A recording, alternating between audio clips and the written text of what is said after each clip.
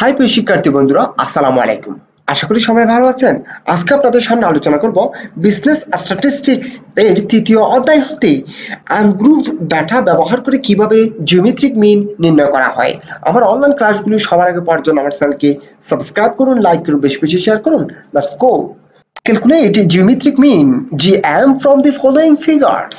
অর্থাৎ এখানে বলা হয়েছে নিম্নোক্ত তথ্যাবলী ব্যবহার করে জিওমেট্রিক মিন নির্ণয় করা।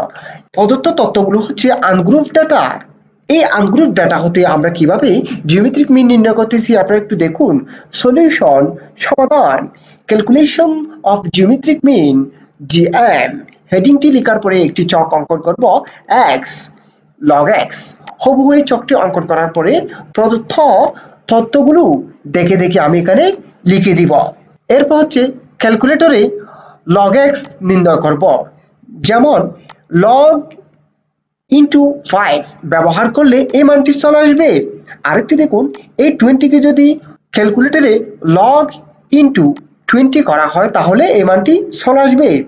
এক্স এর মানগুলোকে ক্যালকুলেটর ব্যবহার করে লগ এক্স নির্ণয় করার পরে এই মানগুলোকে আমি আবার টোটাল করব। তা লিখেছি summation log x equal to 8.595 পেয়েছি।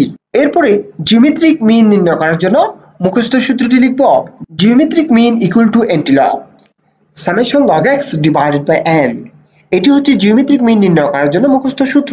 এই সূত্রটি লেখার পরে আমি মানগুলো বসাবো সূত্রে। যেমন দেখুন, দ্বিতীয় লাইনে এন্টিলগ বসে যাবে সামেশন লগ এক্স এর মান পেয়েছি কত 8.595। এটি বসিয়েছি নিচে। এন সমান হচ্ছে 7। এই 7 হচ্ছে দেখুন 1 2 3 4 5 6 7, অর্থাৎ এই এন সমান হচ্ছে 7 বসিয়েছি। এরপর দেখুন তৃতীয় লাইনে এন্টিলগ বসে যাবে 8.595 কে যদি 7 দিয়ে ভাগ করি তাহলে হয় 1.2279। যদি ক্যালকুলেটরে এন্টিলগ ইনটু 1.2279 করি তাহলে হয় 16.90। এটি হচ্ছে জিওমেট্রিক মিন। আশা করি আপনারা খুব ভালোভাবে বুঝতে পেরেছেন।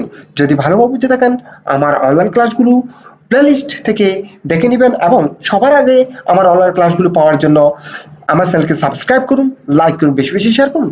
সুস্থ থাকুন, নিরাপদ থাকুন। আসসালামু আলাইকুম।